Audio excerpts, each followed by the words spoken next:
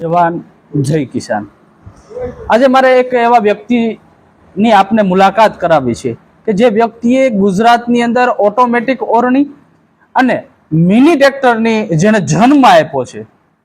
કહી શકાય છે કે એ પહેલા પણ અનેક પ્રયત્નો થયા હતા, પરંતુ આ સૌરાષ્ટ્રના અમરેલી, જુનાગઢ, સુરેન્દ્રનગર આ ગીરકાંઠાના ગામડાની અંદર જેણે ખંતથી અને દિલથી કામ કરી અને મિની ટ્રેક્ટરને પણ જન્મ આપ્યો હતો અને સાથે ઓટોમેટિક ઓરણીને પણ જન્મ આપનાર વ્યક્તિ સાથે વાત કરવી છે। નમસ્કાર દાદા। નમસ્કાર। મને તમે વાત કરો કે તમને આ કોઠા હુજ કઈ રીતે મળી અને તમે કઈ રીતે આ પહેલા તો તમે મને ટ્રેક્ટર વિશે સમજાવો ભાઈ, ટ્રેક્ટરનો જન્મદાતા તમે કેવો મિની ટ્રેક્ટર કઈ રીતે આખી શરૂઆત કરી? મિની ટ્રેક્ટરનો જન્મ કરવાનો તો મને હિતાસીનો જ્યારે કાળ પડ્યો ને ત્યારે અમારા દાદા ઢાંઢા મરી જાય તો તમે ખેતી કેમ કરશો, એને માટે અમે જંગલમાં કોળ લેવા જતા રાતના અને એ બસાવ્યા। પણ પછી એમ થયું કે આવું બધાય તો નહીં કરી શકે, તો બળદ નહીં હોય તો ખેતી કેમ આવા નરહા જમાનમાં। પછી અમે હિતાસીના કાળમાં ગુજરાતમાં ગયા, ત્યાંથી માલ બસાવ્યો, લીલું વાવ્યું, ત્યાં હું વાહન જોયા કરતો, રિક્ષાઓ, ચકડા નવરા ટાઈમમાં મને એમ થયું આની માથે એન્જિન ફિટ કરીને સોમાં હાલે એવું આપણે બનાવીએ। પછી દેહમાં સારું વર્ષથી વિયેવા અને પછી મને એમ થયું કે આ ડીઝલ એન્જિન માથે ઓટોમેટિક આવી રીતે કરીએ તો આપણું આ બળદનું નીકળી જાય, નીણ પોળાનું, ટૂંકી જમીન હોય તો ખર્ચો બચી જાય। ત્યાંથી મને એમ થયું કે ઓટોમેટિક બનાવી તો આપણી ખેતીમાં વર્ષોમાં એ કામ થઈ શકે સરળતાથી।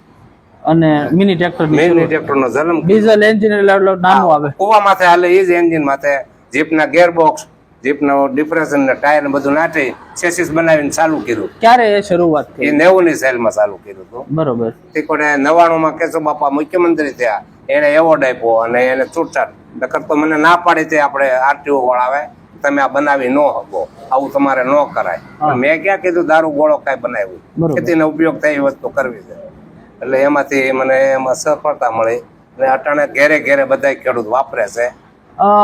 દાદા કહી શકાય કે આપણે ખેતીની અંદર વાવેતર કરવું હોય તો મજૂરો ખૂબ જોઈએ, લસણનું વાવેતર હોય કે પછી ડુંગળીનું હોય, પણ તમે ઓટોમેટિક ઓરણીનો પણ જન્મ આપ્યો હતો, એ આખી કઈ રીતે શરૂઆત કરી હતી અને કેવી કેવી તકલીફો કેવી પડી હતી એમાં? અમારે જે હિતાસીના કાળ પછી લસણનું વાવેતર વધારે થતું, એટલે જે મજૂરથી જ વાવેતર કરવું પડે, તે ઓટોમેટિક કે કાંઈ કોમણી એવું હતું નહીં, કારણ કે 10-20 વીઘાનું વાવવું હોય તો 15 દિવસ સુધી વાવેતર મજૂર મળે નહીં।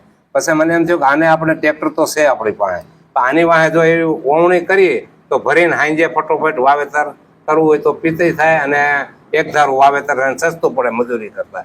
પછી અમે લાકડાની શરૂઆતમાં ટ્રાય કરી, કારણ કે હતું તો નહીં કાંઈ, પછી એની માથે ટ્રાય કરીને કે ભાઈ આ રેડી હાલે છે। પછી અમે રાજકોટ જઈને લબરની ડાયું બનાવી અને ઓટોમેટિક ઓવણી કરી અને આજુબાજુ ખેડૂત હોવા માંડ્યા કે આમાં સારું થાય, તો એ પછી બધા કે અમને બનાવી આપો, અમને બનાવી, એ પછી બધા મીંડા જોઈને ઓર્ડર દેવાના, અમે બનાવવા માંડ્યા। કેવી રીતે ઓવણીના કેટલા દાતાની ઓવણી બનાવો? શરૂઆતમાં તમે 11 દાતા 13 દાતા હતા, પછી જેવી ખેડૂતની જરૂર, જેવી જમીન, આકડા પોળી હારા નરી જમીન હોય તો પોળી ઓવણી, તો 19-21 લગીને ઓવણી બનાવતા। બરોબર। અત્યારે ઓવણીની ક્યાં ક્યાં વેચાણ કરો છો? વિદેશમાં કેવું કરો છો? વિદેશમાં આપણા ગુજરાત આખામાં જાય છે અને મહારાષ્ટ્રમાં જાય, પછી આફ્રિકા જાય, તાંઝાનિયા, બધા દેશોમાં માગ છે અટાણે જાય છે પારી પારી। તાંઝાનિયા વિદેશમાં હે ને કઈ ઓવણીની માગ? વિદેશમાં રોજકોપ પાડે ડુંગળીના, આફ્રિકામાં ને એમાં એ લઈ જાય છે, બરોબર, એટલે એ મોકલીએ છીએ અહીંથી। આ ઓવણીની શરૂઆત એની અંદર આમ સંઘર્ષ કેવો કરવો પડે તમારે? સંઘર્ષ તો કઈ હતું જ નહીં, શરૂઆત બનાવી અને હું અભણ માણસ છું, હાથ ચોપડે ભણે, કોઈક ઇંગ્લિશમાં કે સરનામું દે તો મને કઈ વાંચતા આવડતું પૂછતું મશીન હાથે જ કાપીને કરવું પડતું, કારણ કે આવી ઓટોમેટિક વસ્તુ જ નહોતી કાપવાની ને એવી, એ રીતે શરૂઆત કરીને પણ હાયલું કાઢી આપણે। ઘરના એ કેવો સહકાર? ઘરનો સહકાર સારો આપ્યો, ઘરના એ કરતા ને બનાવવા લગાવતા ને એવું ઘરેથી બધા। અને અત્યારે વિદેશની અંદર આખી ઓવણી તમારી નિકાસ થાય છે, તમને કયા કયા વ્યક્તિએ તમારું સન્માન કર્યું, ક્યાં ક્યાં એવોર્ડ? મને કેશુબાપા એવોર્ડ ગાંધીનગર બોલાવીને આપ્યો, વિજય રૂપાણી એ ગાંધીનગર બોલાવી, પછી કોરોનામાં જઈ એવોર્ડ મળ્યો મને કે આવો ગાંધીનગર, મારે આ સમયમાં આવું નથી, પછી જવાહર સાવડા એ મેંદરડા આવીને ત્યાં એવોર્ડ આપ્યો। એને શેનો એવોર્ડ આપ્યો? એમાં મને ઓટોમેટિક માંડવી વીણવાનું અને પથરા વીણવાનું મશીન બનાવ્યું હતું, પહેલું જ મેં બનાવ્યું હતું, એનો એવોર્ડ આપ્યો। એ વિચાર કેમ આવ્યો કે ભાઈ માંડવી વીણવાનું, પથરા વીણવાનું મશીન?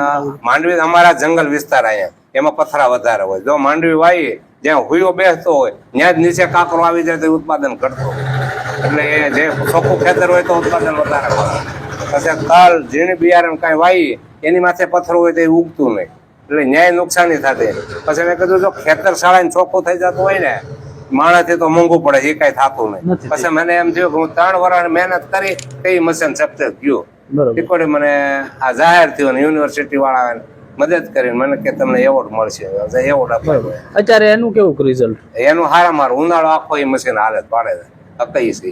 ગ્રાહક છે પણ હવે તો આમાંથી નવરા નથી રહેતા, તે નવું મશીન તો બનાવી શકતા નથી. લોકો તમારી પાસે મશીન બનાવવાની માંગ કરે. આ માગ કરે છે. મશીન બનાવવું હોય તો એની પાછળ કેટલો ખર્ચો થાય અંદાજે? એનાથી 3.5 લાખ જેવો ખર્ચો થાય નવું અટાણે કરવું હોય તો. નવું કરવું હોય. અને ઓવણી બનાવવામાં કેટલો ખર્ચો થતો હોય? ઓવણી જેવી મિની ટ્રેક્ટર બળદની ઓવણી છે, મોટા ટ્રેક્ટર ની 5000 થી ચાલુ થાય. કપાસિયા વાવવાની શોધખોળ અમે કરી હતી બરોબર. કે ભાઈ 2 ફૂટે, એમાં અમે સંશોધન કર્યું હતું કે 2 ફૂટે પેલા કપા વાવતા. હા. એની જ્યાં ખાતર પડે એની પડખે 2 પડે, પણ ગ્રાહકને એ મોંઘું પડ્યું. એ કે ભાઈ ખાતર તો અમે વાવી દેવું, આમાં ડબલ પૈસા નથી દેવા, અને વરસાદ જેવું હોય તો ખાતર હાલતું નહીં. નકર તો મેં કીધું ભાઈ છોડની પડખે ખાતર હોય તો એ છોડવો ગાયે ઘા હારો થઈ જતો. બરોબર. અને એ રીતે સંશોધન કપાસ વાવેતર પણ તમારી ઓવણીથી હા થઈ છે. વાવણીથી શરૂઆત કરી હતી. આ દાદા કે જેઓ અભણ 7 પાસે છે, પણ કહી શકાય છે કે અત્યારના આધુનિક સમયની અંદર આધુનિક ટેકનોલોજીને પણ ટક્કર આપે છે.